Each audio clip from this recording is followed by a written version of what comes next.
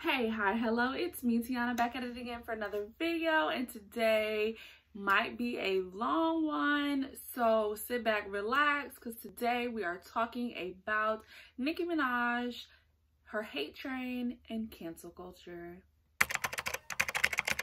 So, as always, I do have notes right in front of me, so let's get started. What is cancel culture?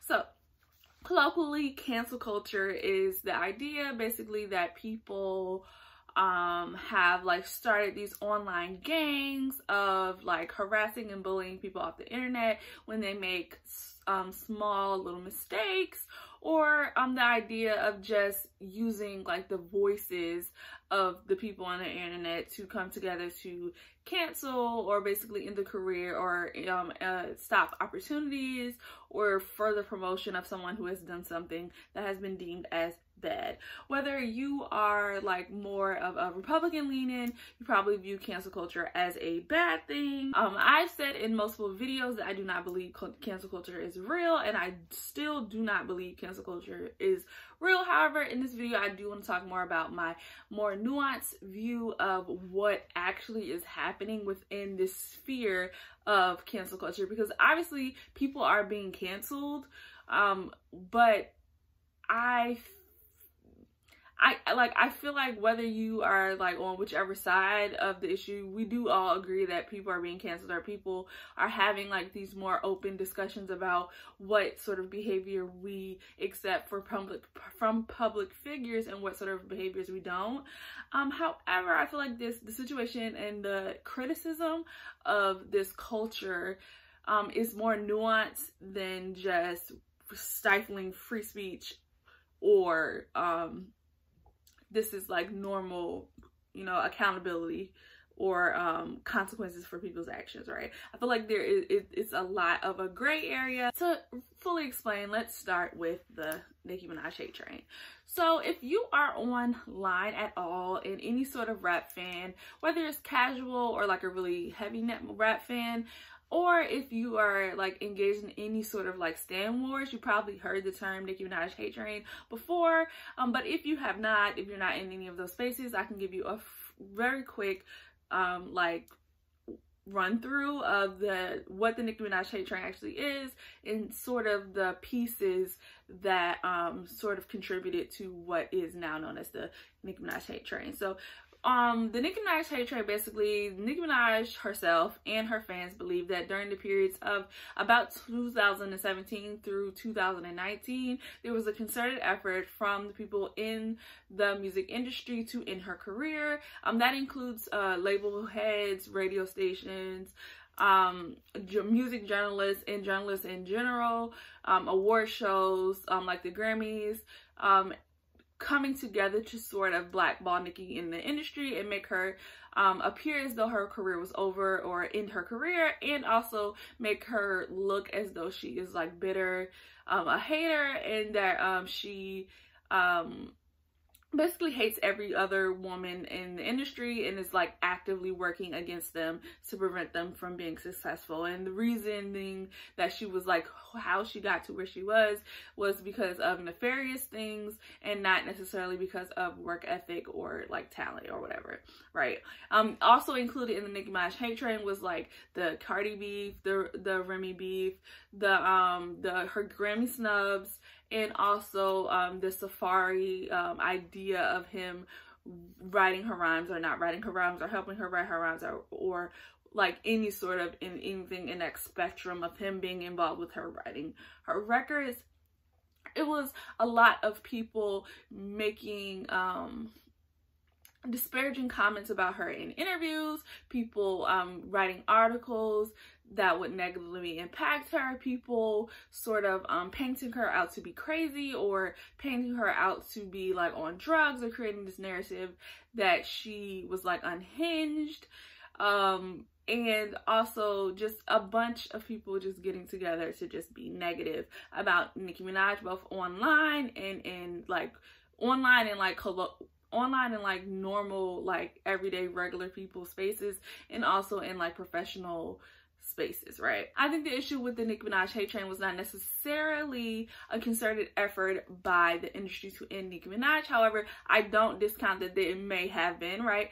A lot of people feel like it was specifically an issue with labels trying to end Nicki Minaj because of the fact that, number one, Nicki Minaj was the only female rapper who was really making moves in the industry. That's not to say she was the only one working, but she was the only one that was really getting the deals that she was getting, that was getting the looks that she was getting, that was charting the way she was charting, and was given like the acclaim that she was given. And a lot of people felt like not only did people want to make their own version of Nicki Minaj at their own labels, but they also wanted to bring Nicki Minaj down a peg, because women in rap had never seen heights that Nicki Minaj reached, right? And they, you know, just your garden variety sexism and, you know, racism, just trying to bring down a successful Black woman, right? I do agree that it probably is that some element to it, but I feel like the driving force of the Nicki Minaj hate train was more groupthink and hater culture than it was necessarily a concerted effort to like cancel her by even like regular people on the streets or the music industry or people behind the scenes who didn't like her for whatever reason they didn't like her, right? So let's start talking about Nicki Minaj's career and how we got to the Nicki Minaj hate train. So Nicki Minaj pops on the scene in about 2009. She had released at that point 3 mixtapes, and she was on her feature run. A lot of people call that time period of 2009-2010 before her album came out to be like her feature era, where pretty much you could not turn on the radio and not hear Nicki Minaj.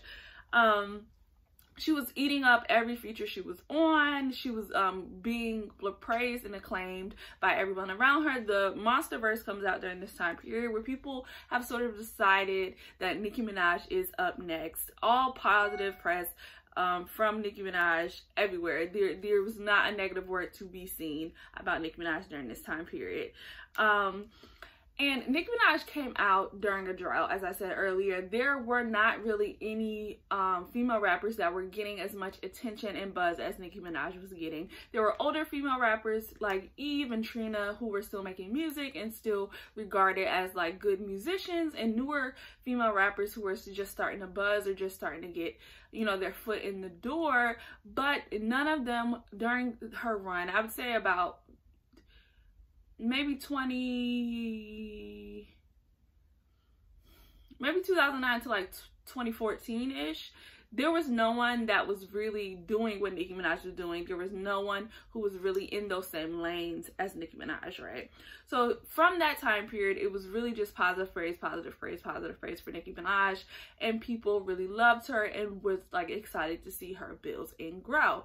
Her first studio album was positively received, and people really just loved Nicki Minaj, right? Her first sort of criticisms, in my opinion, and you can disagree, but in my opinion, her first sort of criticisms were pretty petty and sort of hypocritical, we'll go with. She released songs like Super Bass and Starships, and people started to view her as selling out from what we had started to see her as a rapper, right? Because Nicki Minaj's, her mixtapes were very New York rap sort of feeling of that hard, like, I don't want to say boom bap because I don't really think that she was making boom bap rap, but like it was a harder, grittier, like I really rap sort of music, and she was leaning more towards a song or like mainstream musical melodical sort of sound that was, in my opinion, still her rapping, but she was adding more, like I said, melody and more like of her singing into her music, and leaning towards more a pop or wider audience for her music. People criticize Nicki Minaj for this because your guess is as good as mine. I feel like Nicki Minaj was sort of elevating her brand so that she had more appeal to a broader audience. She did not want to be pigeonholed to making one sort of music. She was being criticized all over the place for her dibble dabble into pop music. People who called themselves hip hop heads felt that they had to criticize her move of making popular music, especially with Starships. We even have noted culture vulture David Rosen, who felt like he needed to criticize her at the Summer Jam one year, I forget which year it was, and calling her Starships not real hip-hop, and basically implying that she was not a rapper anymore, she was a pop star. And it's like, you have some nerve. She also had done a couple different docuseries during this early time period in which she chronicled like what it was like to be Nicki Minaj. She talked a lot about having to be viewed as, you know, a bitch because she had to push back against what people sort of viewed was her worth. Again, your garden variety sexism and racism and misogyny, or that specific, you know, meaning place of racism and sexism for Black women, of her feeling like if she gave any sort of critique about the treatment that she received, or if she had any sort of standard for herself about the type of treatment she would accept, then she was viewed as a mean person, and that people wanted her to be sort of a super nice, sweet, bubbly person at all times, and not really give her space for humanity, right? In the time period of 2014 through 2017, I feel like this is when the hate train really started to gain steam.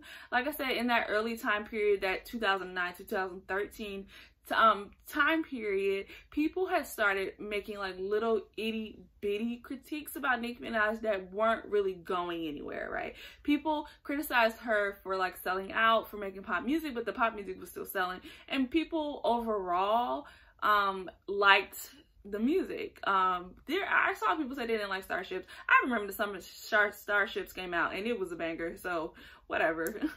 But people didn't really hold too much, those criticisms didn't really hold too much weight. The love for Nicki Minaj outweighed the small critiques of her. And like I said, those critiques were petty and they didn't really have much weight to them. So people, they moved on, they didn't care. In the 2014 through the 2017 period, however, those criticisms started to mount up and people started to have real issues with Nicki Minaj. Again, I do believe some of these issues they either fall into the camp of garden variety sexism and racism and misogyny, or petty beefs that don't really have anything to do with Nicki Minaj as a person, or are related to like just these are things that human beings do, and why do y'all expect her to be different from a regular human being because she's famous? But we'll get to that at the end. So in the beginning of this big hate train, I feel like started with Nicki Minaj deciding to use her big audience on Twitter to sort of call out issues in the industry that she felt like were affecting her. Like it wasn't necessarily new, I think, but in this time period it was more frequent that she was calling out stuff. The biggest sort of thing was when she was calling out the VMA Awards for not nominating Anaconda for Video of the Year, and during this discussion about why Anaconda was not nominated, because she felt like it broke so many records, it was important, and it had a message. Whether you agree with that or not, that was her stance on it. And you had people like Miley Cyrus who were making comments about her, negative comments about her, and people like Taylor Swift who inserted themselves into it to sort of play the victim, like she was personally attacking them when she wasn't. Then you started to have the narrative around Nicki Minaj shift to her being a mean girl or a bully, right? She also had an issue where she was sort of in a small beef with Malcolm X's estate because she used his picture for like a single art for a song off of the Young Money compilation album. She apologized to the family. However, she did make a little like jab about the daughter of Malcolm X, who was the one that like made a complaint in a song that came afterwards. So it was a little bit of beef and people didn't like that. And then she also called anti-Semitic because of a lyric video that came out for the song Only, which had a lot of Nazi like imagery in it, and people felt like it was inappropriate for her to use that sort of imagery in her music video. Or her lyric video. It wasn't a music video. So the criticism of Nicki Minaj during this time period was that number one, that a lot of the stuff that she was saying online in the conversations she was having about her treatment in the industry, people felt like it was whining, and that she felt like she was a little bit, you know, too big for her britches, that she deserved more than what she felt like she deserved, more than what she actually deserved, that she was whining and complaining when she, you know, she was this rich, famous person. Why do you care about these sort of awards? And also people saying that her criticisms of the industry were more about her not getting the awards that she felt like that she should get, or her not getting the acknowledgement that she felt like she should get, and not actually about caring about Black women in the music industry, and that she was using Black women's issues as like sort of a Trojan horse to fight for her own personal beefs and petty like arguments in the industry. People did not believe that she actually cared about these like issues that she had brought up, and that she truly just wanted to be acknowledged as like the queen, or acknowledged as like great, more than she cared about like all women or all Black women being able to have more space to move freely in the industry, right? In 2017 is when the actual official hate train, according to Nicki Minaj and the Barbs, started. And in 2017, you can actually sort of see that the thought process on Nicki Minaj, the popular narrative on Nicki Minaj had become more negative, and it was the perfect time, in my opinion, for someone to come in and sort of push that hate wave that was starting to grow to a full tsunami of hate, right? And that person was Cardi B. So the driving force in the Nicki Minaj hate train truly was the Cardi B and Remy Ma beefs, right? And whether you believe who was right or who was wrong doesn't matter to what I'm saying, so please don't tell me in the comments because I don't care. So Nicki Minaj at that point was already being viewed as a mean girl. She was already being viewed as a bully. She was already being viewed as someone who picked fights, right? Because of her issues with all of the, you know, the white pop girls who had something to say about her Anaconda issue. She had already been, her public persona was already now that she was a bully and that she picked fights, right? So when Cardi B comes out and she is like poised to be viewed as like the next big female rap superstar, right?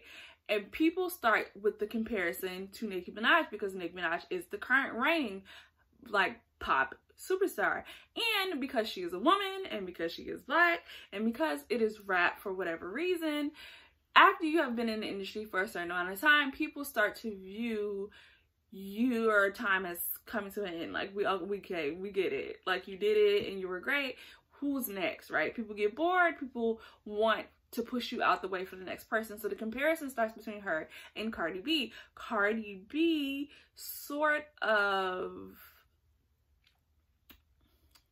plays into this by not necessarily giving, she wasn't answering questions about Nicki Minaj in a sort of graceful way. Whether you feel like she should or not is your opinion. Again, I don't care. But she was not giving she wasn't presenting herself in a way that Nicki Minaj felt was the way that she should be presenting herself in regards to questions about Nicki Minaj, right? We see them do a song together, and Nicki felt like because of her responses to their song and just a whole mess that happened around them actually being on that song together, it was it was just messy, and it sort of created this beef of where either one of them are doing interviews and people are asking them about the beef, and they're both saying that they don't really know each other, they don't really have any issue, they've only spoken a couple times, there's no real reason for there to be a beef, but people keep pushing this narrative of there's a beef, there's a beef, there's a beef, and then it sort of turns into a beef when it's a bunch of miscommunications and a bunch of he said, she said, and behind the scenes stuff that turns into in front of the scenes stuff when they have their Vanity Fair fight. And then with the Remy Ma stuff, it was again sort of like Nicki Minaj and Remy were cool, had been cool for years, and then randomly it started to feel like there was a beef. It started to feel like there were shots being thrown on both sides, and then Remy Ma releases her Sheether disc, and people are like confirmed that there is a beef between her and Remy and Cardi, and the Sheether thing sort of pushed a couple of narratives about Nicki Minaj that had been brewing, like, again, towards that full tsunami of hate. The idea that she wasn't writing her raps, a lot of people felt like because she took so long to respond to the Sheether record and she had just had a breakup with Safari, and Safari was claiming that he was at minimum helping Nicki Minaj write some of her more iconic songs. People felt like because the time period between that Sheether releasing and Nicki Minaj responding was so long, that means that she it was casting doubt on her ability to write a good song. It was casting her talents under question, that whether or not she was actually the great rapper that we all thought she was, and that maybe she was getting a lot more help and push behind the scenes. You also had the narrative that Nicki Minaj was a mean girl and actively sabotaging other people in the industry, with Remy Ma saying that Nicki Minaj was trying to stop her bags, or Nicki Minaj was behind the scenes working to like prevent her from doing certain things or reaching certain heights.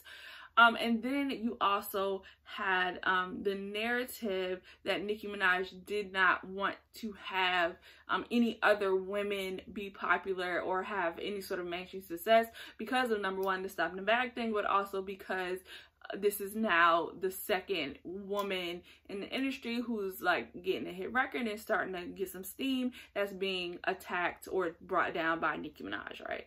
So a lot of people, the narrative around Nicki Minaj at this time also was that she was bitter and hateful and hypocritical, because when Nicki Minaj came in, obviously we all know about her sort of scuff with Lil' Kim, and people felt like she was being hypocritical by criticizing Cardi B for not being like deferential to her as she came up into the game, when they felt like Nicki Minaj did not do that for Lil' Kim, and they felt like Lil' Kim was like obviously inspired. I mean, Nicki Minaj was obviously inspired by by Lil' Kim, and she did not give Nicki Minaj, she did not give Lil' Kim the sort of praise that she should have, and that Cardi B coming in was inspired in some ways by Nicki Minaj, so she should have been giving Nicki Minaj this praise. And I feel like Nicki Minaj is hypocritical for expecting Cardi to do what she did not do when it was her turn to be the new girl on the block. Also, during this time period, Nicki Minaj was on Queen Radio, and in some of her responses to Queen Radio, people felt like she was unhinged. It started rumors of her being on drugs and like having a breakdown and being crazy because of her responses to both Cardi B and Remy Ma, but also to just the general campaign against her and let her tell it. Nicki Minaj was openly speaking about the idea that there was a hate train on Queen Radio in any interview that she was doing during the time period. I will say, if you really like watching Nicki Minaj interviews, which I do, or if you just like watching celebrities interviews in general, I would suggest you watch the Nicki Minaj interview with Genius. I feel like it's a great interview by her. And you get to see a lot about how she views herself in the industry and how she viewed herself during this time period. I feel like it's a long video. Obviously, it's like an hour and a half. Maybe it's like an hour 20. Either way, it's a pretty long video, but it does give you a very good peek into her mindset during this time period. But yeah, She also gets married during this time period, and her husband, as we all know, has some previous charges, or he's a felon. He has previous charges of assault, sexual assault, and some other stuff. I can't remember off the top of my head all of his charges, but people were sort of criticizing her because of her husband, her brother's charges that I won't talk about, but they're similar to her husband's charges, and her association with Tekashi 6ix9ine, who also has similar charges, and feeling like she was aligning herself with abusers or sexual predators. People were starting to feel like Nicki Minaj may be a bad person. Like, people were sort of confirmed that in their minds that she was a bad person, that all of this stuff had built up and landed at Nicki Minaj is a bad person. And if you like Nicki Minaj, you're a bad person. The Barbs were online in the comments and in people's mentions fighting for their lives, because at this point, if you were someone who still were speaking positively about Nicki Minaj, you were being attacked, right? Fast forward to now. We're in 2021, right? Nicki Minaj has taken multiple social media breaks. I think right now she's on her longest social media break. She had a baby. And the narrative about Nicki Minaj has shifted once again to most people feeling like Nicki Minaj was right. That a lot of the criticisms that were held against her were, like I said, petty. That a lot of the things that she was fighting for were like right, that she should have fought for them, and that she was, you know, opening spaces and opening doors for women. There also have been so much work of people pulling up interviews showing her support of other women in the industry, of her being like a positive force for women in the music industry, of how she's always been sort of encouraging of other women, and encouraging and fighting for more equality in the industry. And the sort of lens of Nicki Minaj is doing it for herself is sort of shifted to Nicki Minaj really cared about women in the industry and was trying to benefit. And as part of it is because of the culture around women in rap specifically has changed a lot, because we have so many women in rap now, because the sort of gatekeeping of who can be a rapper is sort of out the door because of the internet. So literally anybody can be a rapper at this point. You don't even really have to rap.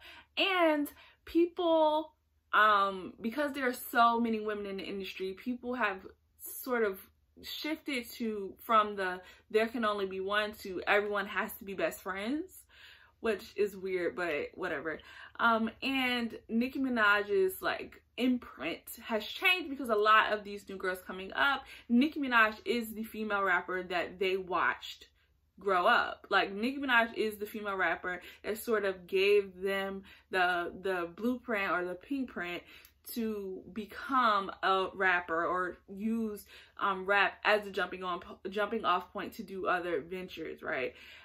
So when people are asking in interviews, who is your favorite rapper or who is your influence, Nicki Minaj is the answer, because there was no one else there in that time period. Like, when these girls were young, they weren't watching Lil' Kim, they weren't watching Trina, they were watching Nicki Minaj.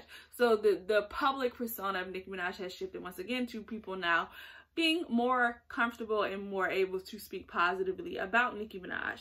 And nothing, I wanna make this clear for my point. Nothing about Nicki Minaj has changed during any of this time period, right?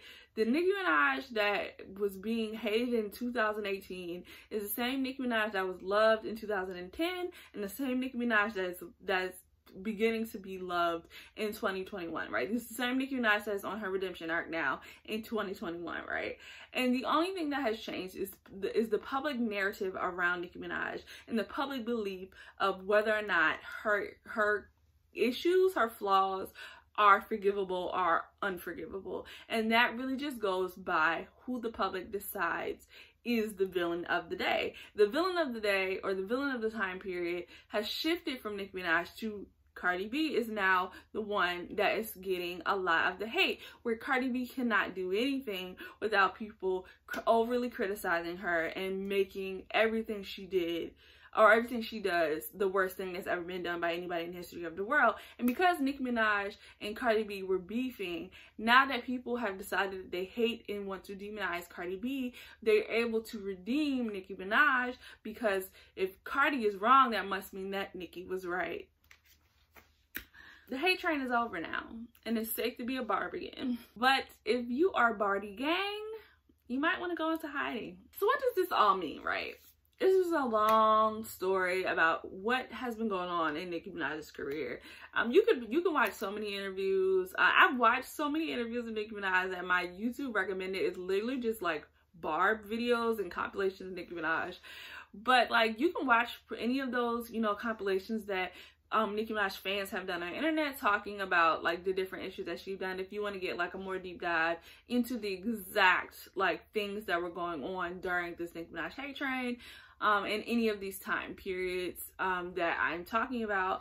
However, I think, like I said, the Nicki Minaj hate train was truly just this cycle of groupthink and piling on. People create a villain. You have, like I said, you have this cycle of somebody comes up, right? And we all love them. And we're like, this is great. This is fun. And then one person finds something that they don't like about this person. And they tell somebody else, oh, I don't like this. And then they tell somebody else, oh, I don't like this. And once they get enough people together who don't like this, and they start they create this bigger voice of more and more people saying that they don't like something. And if they can get enough people to say that they don't like something, that outnumbers the number of people who do like it, you sort of get a space in which people are not able to comfortably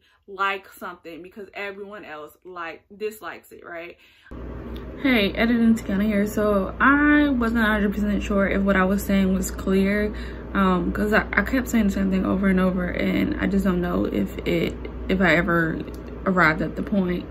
But basically what I was trying to say is that we have this cycle of someone becoming popular and someone else deciding that they don't like that person for whatever reason, and getting enough voices together to basically say that they don't like this person, regardless of what they actually did being like actually bad, or just like a petty disagreement. If they get enough people to follow behind them in their dislike, then they band together and sort of create a hate train, which is what people consider being canceled. It's really just a wave of hate, or a bunch of people basically making it harder for people to like you in peace, right? And the reason why I say that it's not real is because, number one, once people get bored, they move on, and the person that was canceled, or the person that was at the receiving end of this hate train, usually can go back to living like normally. You'll still have some stragglers, some people who will still be like, oh, remember we hated this person? But for the most part, the public moves on. And also, it's not real because a lot of the time the issue doesn't, like the hate train is not really based on any like real issue. Like, you do have people who end up getting canceled and they deserve to be canceled, but a lot of the time it just ends up being the base of it. The beginning of this hate train can be traced to just one person being a big time hater and two online, and using their power online to attack people that they don't like.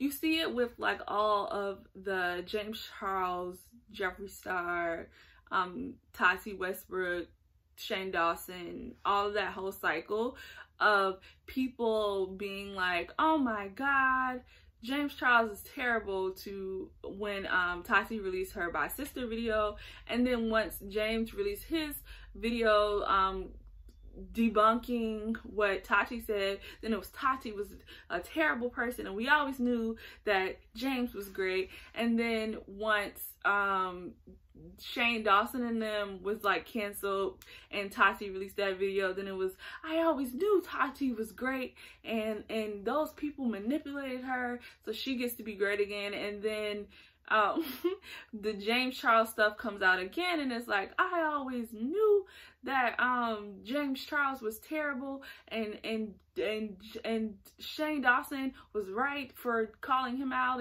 and it's like, all of that can't be true at the same time. Like, all of that can't be true at the same time. But it's just a cycle of groupthink, of people coming together and deciding that this person is good and that person is bad. And if you disagree, then people are going to be in your comments yelling at you until you agree with them. And just over and over and over. But like, the thing is, nobody truly gets canceled. And what happens to the person that is the subject of this, like I said, this groupthink, is not necessarily even related to like what ends up happening. Like, you can have somebody who's done things that is truly bad and deserves to be in jail, but once that outrage cycle moves on, that person can go back to doing whatever they wanted because the people have found somebody else to be mad about. They have found something else to be angry about. What Nicki went through is not unique. Like I said, I watched a video from Broe Deschanel where she talked about how fame is sort of dehumanizing, and that once you once you reach a certain level of fame, people stop viewing you as a human being who is capable of making mistakes and missteps, and sort of view you as someone who is like on a pedestal and has to be perfect and do everything right, or and can't complain and have to be like smiley and happy and love it all, right? And the thing is, right, we're in a culture now with online culture where everyone is sort of famous, right? It doesn't really take much for something to go viral. Because we're in a culture of everybody is famous or has the potential to be famous, that means that everybody has to be perfect. Because if you make any sort of misstep and you have any sort of following or any sort of like eye on you, that misstep can turn into a hate train, right? That misstep can turn into people viewing you differently and viewing you as someone who deserves to be bullied or someone who deserves to be attacked, regardless of how minor or major that misstep is. Because the only way that people can prove that they are perfect is to point out the flaws in other people. So you have people who are fighting to prove that they are the most perfect, because in order to be famous online, in order to be famous, you have to be perfect. So in order to prove that these people are perfect and they have perfect politics, they have perfect views, and they have perfect, you know, hair, and they have perfect makeup, and they have perfect everything, that they are the perfect person and deserving of being famous, they have to point out the imperfections in other people to make themselves look better. So again, like I said, you have this culture of one person who have enough people behind them to change that narrative about another person, and they're able to use that to build themselves up. And then you'll have people, you just have loud people with big audience who are able to create the narrative of what is good and what is acceptable and what is not. And then those people and their audiences sort of make everyone conform to their idea of what's good and what's not. And it works until somebody else with a bigger voice or a bigger audience is able to change that narrative or push that narrative in a different direction. And this is also why cancel culture doesn't actually really work on like people who are actually bad, because it's not really about your actions, it's about who can create the better narrative, right? And if your narrative is that people hate you, if your narrative is that you're the bad guy, when people try to paint you as the bad guy or people try to cancel you for doing bad things, your audience doesn't care, because that is who your persona is. You've branded yourself as, I am the person that everybody hates. I'm the person that people want to cancel. I'm the person that people don't want to see be great. So when people are feeding into that by calling you out for doing things that are bad, or doing things that you shouldn't do, or doing things that are harmful, your audience are like, yeah, those are your haters again. Those are the people that want to see you, you know, who want to see you fail. And that's why you have people like the Paul brothers, or people like Jeffree Star, who are unable to be canceled because their audience already is fully aware of the type of person they are, and that is why they're there. So you can't appeal to them with like trying to change this narrative of their person being a bad person, or people who support them being bad people, because they are supporting him because they're bad people. They're supporting them because they like that he is bad, that they like that he's pushing these norms, or they like that he is doing these things that he's doing, right? So how do we fix this issue, right? How do we resolve this issue of cancel culture, or outrage culture, or groupthink, or accountability culture with no real accountability because nobody has real consequences? We fix it by thinking for ourselves, guys. We fix it by deciding who we want to support for our own selves, and not creating this hierarchy of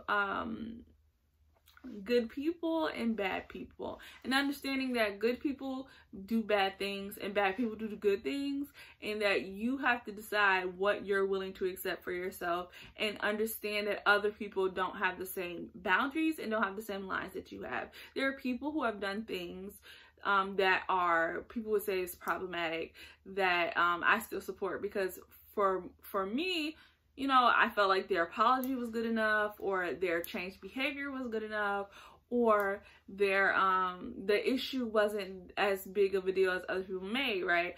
And then there are other people who have, I felt like what they did is unforgivable, that there's no apology, there's no changed behavior, there's no, you know, better actions that they could do that would make me want to support them again, that they have crossed the line, they have gone too far. And even though I can see that they have grown and they're trying to be better, it's a no for me, right? It's a hard no for me for whatever reason. People have the right to make those distinctions for themselves, and you should not be like attacking people for liking people that you don't like, or attacking people for not liking people that you do like, because it literally doesn't matter. It literally doesn't matter. Like, it does not change a single thing in your life if some stranger on the internet likes your fave or doesn't. It doesn't. It doesn't matter. It doesn't matter. It doesn't matter. It doesn't matter. It does not matter.